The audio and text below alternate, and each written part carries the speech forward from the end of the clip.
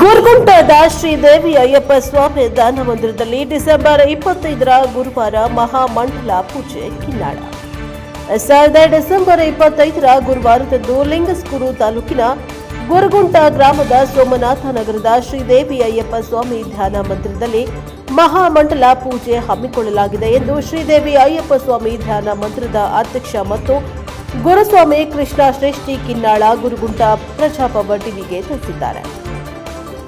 ಈ ಮಹಾಮಂಡಲ ಪೂಜೆಯ ಅಂಗವಾಗಿ ಅಂದು ಗುರುವಾರ ಬೆಳಗ್ಗೆ ಅಮರೇಶ್ವರ ಗುರುಗಳಾದ ದೇವರ ಬೂಕೂರಿನ ಶ್ರೀ ಗಜದಂಡ ಶಿವಾಚಾರ್ಯ ಮಹಾಸ್ವಾಮಿಗಳು ಧ್ವಜಾರೋಹಣ ನೆರವೇರಿಸುವ ಮೂಲಕ ಕಾರ್ಯಕ್ರಮಕ್ಕೆ ಚಾಲನೆ ನೀಡಿ ಸಾನ್ನಿಧ್ಯ ವಹಿಸಿ ಆಶೀರ್ವಚನ ನೀಡಲಿದ್ದಾರೆ.